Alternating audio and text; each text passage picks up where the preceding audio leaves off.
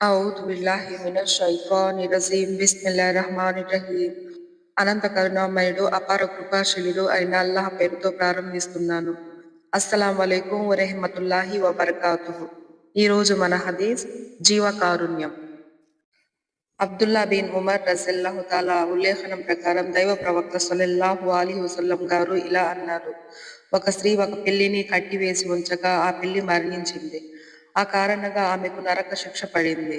నౌజుబిల్లా. ఆమె అగ్నిలో పడవేయబడింది. కట్టిపెట్టినప్పుడు ఆ పిల్లికి అన్నపానీయాలు ఇవ్వలేదు. అది తన ఆహారాన్ని సంపాదించుకోవడానికి దాన్ని వదిలిపెట్టనూ లేదు. బుఖారీ కితాబుల్ హదీసుల్ అంబియా.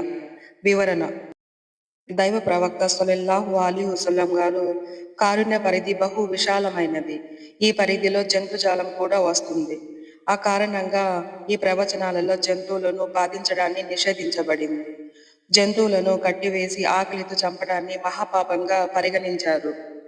జిబహ చేసేటప్పుడు కత్తి పదునుగా లేకపోతే జంతువుకు బాధ కలుగుతుందని, అందుకే కత్తికి పదును పెట్టాలని, సాధ్యమైనంత వరకు జంతువుకు జిబహలోనూ సుఖం కలిగించాలని హితవు చేశారు దైవ ప్రవక్త సల్లల్లాహు అలైహి వసల్లం గారు.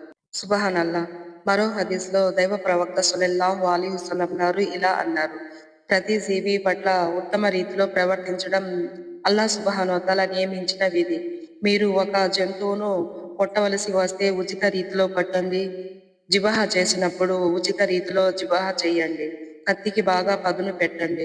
జంతువుకు జిబహలోనూ సుఖం కలిగించండి. సుబ్హానల్లా. ఇక్కడ ఉచిత రీతిలో జిబహ చేయడం అంటే ఎటువంటి డబ్బు తీసుకోకుండా, ఎటువంటి ప్రతిఫలం ఆశించకుండా కేవలం అల్లాహ్ సుబ్హానహు వ తఆలా సంతోషార్థం జిబహ చేయడం అని అర్థం. అల్హమ్దులిల్లా.